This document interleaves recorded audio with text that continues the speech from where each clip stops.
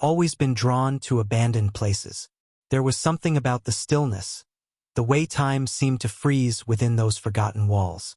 So when my friend Mason suggested we check out an old underground hospital on the outskirts of town, I didn't hesitate.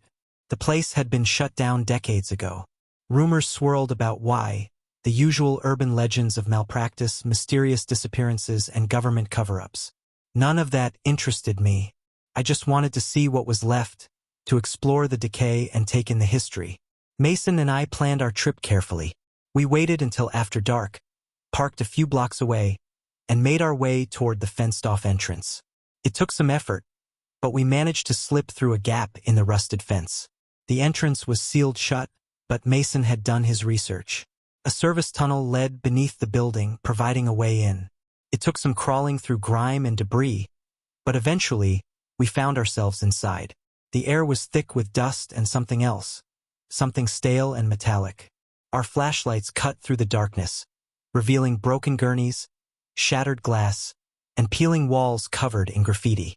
I took a deep breath, adjusting to the oppressive silence. Mason led the way, his phone out as he recorded our adventure. He was excited, pointing out old medical equipment and trying doors. Most were jammed shut or rusted over. We wandered deeper, past what had once been a waiting area, through long corridors lined with examination rooms. I kept track of our route, marking turns in my notebook. At some point, we came across a heavy steel door slightly ajar. It was different from the others, more industrial, less inviting. Mason pushed it open, and we stepped inside what looked like a records room. Filing cabinets lined the walls, their drawers pulled out and emptied. Papers were strewn across the floor. Mason flipped through a few, but the text had faded beyond readability. Then, in the corner, we noticed another door. It was smaller, unmarked, and locked. Mason jiggled the handle while I checked the floor for keys or tools.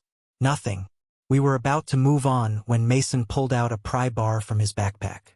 He had been prepared for situations like this. After a few tries, the lock gave way with a sharp snap. Beyond the door was a staircase leading downward. A basement within an underground hospital. We exchanged a glance before descending, our footsteps echoing in the confined space. The air grew colder, damper. At the bottom, a long, narrow hallway stretched into darkness. The walls were different down here, no graffiti, no signs of prior visitors. This place had been left untouched. That should have been our first warning. We pressed forward, passing doors on either side. Most were locked, but one stood slightly open. Inside, rows of rusted chairs faced an empty space at the front, like a classroom or briefing area. There were restraints on some of the chairs. I swallowed hard, an uneasy feeling settling in my stomach. Mason wanted to keep going. We moved deeper into the basement, eventually reaching a door marked only with a faded, restricted. This one, unlike the others, had been left ajar. Mason nudged it open, and we stepped inside. The room was large, filled with old metal tables.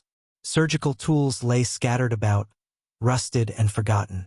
Straps dangled from the edges of the tables. I shuddered, my mind filling in the blanks of what might have happened here. Mason, as usual, was more fascinated than disturbed. He moved toward a cabinet against the far wall, pulling it open. That's when we heard it, a metallic clatter. Not from the cabinet, but from somewhere in the room. We froze. I turned my flashlight toward the source of the sound. A stainless steel tray had fallen from one of the tables. It lay on the floor, motionless, as if it had simply been bumped. But we were alone. Mason whispered that it was probably just gravity, but his voice lacked its usual confidence. I nodded, though my pulse quickened. He continued rummaging through the cabinet while I scanned the room. Then I saw it. A door at the back, one I hadn't noticed before. It was slightly open, revealing only darkness beyond. My instincts screamed at me to leave, but before I could say anything, Mason had already stepped toward it. He pushed it open with his flashlight beam leading the way. Beyond was another hallway, narrower, the ceiling lower. The walls were lined with small, numbered doors, each with a rusted handle. Storage lockers, maybe, or something else. I didn't want to know. Mason, of course, was already stepping inside. Then the sound came again. The faint shuffle not far from us. My breath caught in my throat. It hadn't come from Mason. He had heard it too because he stopped moving. We stood there, frozen, listening. The silence stretched, suffocating. Then, another sound, this time the creak of a hinge. One of the doors in the hallway had moved. I grabbed Mason's arm, pulling him back. He resisted at first, but then saw the sheer panic on my face. We turned and bolted, sprinting back the way we came. The hallway felt endless, the air thick and heavy. I swore I could hear footsteps behind us, but I didn't dare look back. We scrambled up the stairs, back through the records room, through the corridors now unfamiliar in our panic. The exit seemed farther than before. At one point, Mason stumbled, crashing into a pile of debris. I yanked him up, and we kept going, lungs burning, hearts pounding. Finally, we reached the service tunnel. We threw ourselves into it, crawling as fast as possible.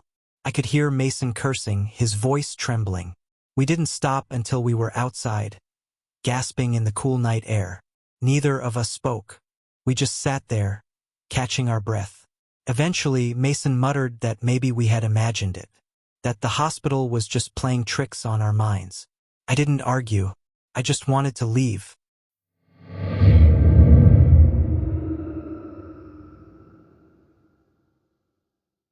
The old textile factory had been shut down suddenly in the late 90s.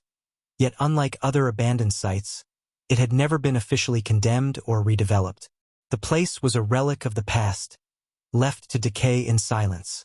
When my brother Alex suggested we check it out, I agreed, though something about it unsettled me from the start. We arrived late in the afternoon, parking a few streets away to avoid suspicion. The exterior was rusted, its large windows either shattered or so caked with grime that they let in almost no light. The chain-link fence surrounding it had long since been cut in several places. We chose one of the larger gaps and slipped inside. Inside, the air smelled of mildew and old oil. Machinery stood motionless, covered in dust, as if the workers had just walked away one day and never returned. Rows of sewing stations stretched out before us, tables still covered in bolts of rotting fabric. I ran my fingers along one, feeling how brittle it had become over time. Alex moved ahead, his flashlight cutting through the dimness.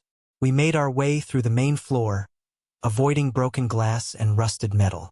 The factory was eerily intact compared to others I had explored. There was little graffiti, no signs of squatters. It was as if no one had dared to make it their own. Alex found a stairwell leading to the offices above. The steps creaked beneath us as we ascended, dust swirling in our wake. The upper floor was lined with small offices, their doors left ajar. Most rooms were empty, save for a few toppled filing cabinets and faded posters on the walls. In one room, I found an old schedule pinned to the corkboard. The last date was circled, July 17th, 1998. After that, nothing. Something about the silence of the place made me uneasy. I had expected the usual signs of decay: collapsed ceilings, water damage, animal nests. But aside from the dust and broken windows, the place felt too well preserved, as if it was waiting for something. We moved deeper, finding a break room with overturned chairs and a rusted-out fridge. Alex rummaged through some cabinets, finding old employee time cards. He chuckled as he flipped through them, but I wasn't in the mood to laugh. I told him we should check the basement before it got too dark. The stairwell leading down was near the back of the factory, behind a locked metal door. It should have been rusted shut, but Alex twisted the handle and it opened easily. The air that rushed out was different, stale, thick, almost chemical. He hesitated before stepping inside. I followed, gripping my flashlight a little tighter. The basement was darker than I expected. Our flashlights barely cut through the murk, revealing old storage shelves and machinery parts. But what stood out most was the tunnel leading further underground. It was carved into the foundation, like an afterthought. There were no signs, no labels, just a passage leading deeper beneath the factory. Alex, always the reckless one, wanted to go in. I hesitated, suggesting that maybe it wasn't safe, that maybe this was something we weren't supposed to see. But he was already stepping forward, and I wasn't about to let him go alone.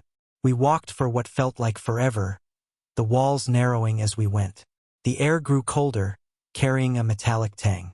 Then we reached a door, an old industrial thing with a small, wire-reinforced window. Alex peered inside before pushing it open. The room beyond was large, filled with long metal tables. The walls were lined with cabinets, their doors slightly ajar. At the center of the room stood a single chair with leather restraints bolted to the floor. Neither of us spoke. I turned in a slow circle, taking in the room, noting the drains in the floor, the rusted hooks hanging from the ceiling. I tried to convince myself it was just an old factory workspace, maybe a repair station for machinery. But it didn't feel that way. Alex walked toward one of the cabinets, pulling the door open. Inside were stacks of folders, yellowed and brittle with age. He grabbed one and flipped through it. His face went pale. I took the folder from him and held it up to my light. The documents weren't about textiles. They weren't about machinery. They were about people, lists of names, dates, medical conditions. Photographs, too. Grainy, black and white images of workers, their faces blank, staring at the camera. Some were crossed out. Others had notes scrawled beside them. We backed away from the cabinet. The air felt heavier, pressing against my chest. Alex whispered that we needed to leave, but before we could turn, a sound echoed through the tunnel. Footsteps, not ours. I grabbed Alex's arm, dragging him toward the door. We slammed it shut behind us and ran. The tunnel seemed longer than before, the air thick with something unseen. My lungs burned as we stumbled back into the basement, up the stairs and onto the factory floor. We didn't stop running until we were outside, gasping for breath in the evening air.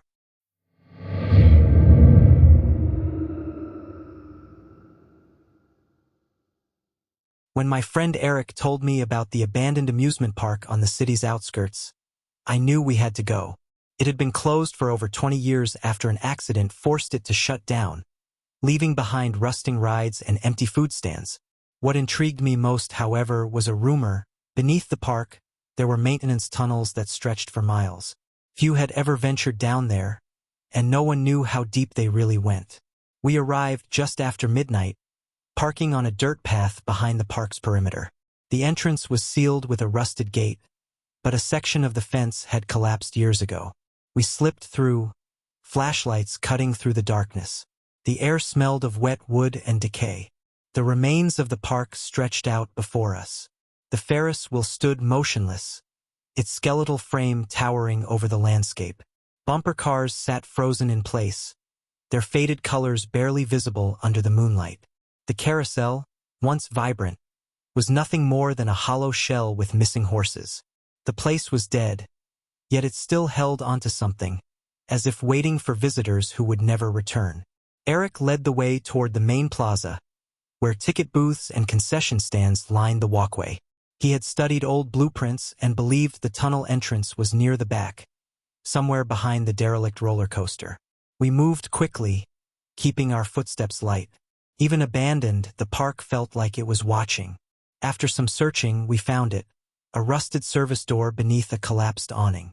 The lock was broken, hanging uselessly from its latch. Eric grinned, pushing the door open, revealing a stairwell descending into darkness. The air that drifted up was colder, stale, untouched for decades. We hesitated before stepping inside, our flashlights flickering against the damp walls. The tunnel stretched forward, its walls lined with rusted pipes and faded maintenance signs. The ceiling was low, forcing us to hunch slightly. The deeper we went, the quieter everything became, the sound of our own breathing amplified in the enclosed space. We passed storage rooms filled with forgotten equipment, boxes of unused prizes, bags of expired food, even old costumes from the park's mascots. Their fabric had rotted, leaving behind hollowed-out husks of cartoonish faces. I shuddered, moving past them quickly. Further in, we found a series of doorways leading into larger chambers. One room had rows of empty lockers, some still containing the personal belongings of park employees who had never returned to collect them. Another chamber held maintenance logs, detailing the park's final days, equipment failures, structural concerns, safety violations that had gone ignored. Then we found something that shouldn't have been there. At the end of the tunnel, a metal hatch stood partially open. Unlike everything else, it was clean, too clean.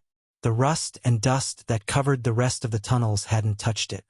Eric reached out hesitantly and pulled it open, revealing another set of stairs leading even deeper. We exchanged uneasy glances before proceeding. The air grew denser, the passage narrowing around us. The walls changed from concrete to something different, reinforced metal, sterile and cold. This wasn't part of the amusement park. This was something else. At the bottom of the stairs, we stepped into a corridor lined with doors, each identical, each unmarked. The floor was smooth, almost polished. My heart pounded. This didn't belong in an old amusement park. This felt official. Eric tried one of the doors. Locked. He moved to the next. Also locked. Then, as he reached the third door, something shifted. A low mechanical hum vibrated through the air. I grabbed his arm, whispering that we needed to go. He hesitated, but then we heard it. A soft click. A door at the end of the hallway had just unlocked on its own. We froze. Eric shined his flashlight down the corridor, but the beam barely touched the darkness beyond the open doorway. I wanted to turn back, but he stepped forward. I had no choice but to follow. Inside was a large, windowless chamber filled with long metal tables. Restraints dangled from some of them, their leather straps cracked with age. Cabinets lined the walls, doors ajar, revealing rows of labeled jars filled with unknown substances. My stomach turned. Eric muttered that this wasn't part of any amusement park. It was something deeper, something that had existed long before the park was built. The air was thick with an unidentifiable scent, something chemical, something wrong.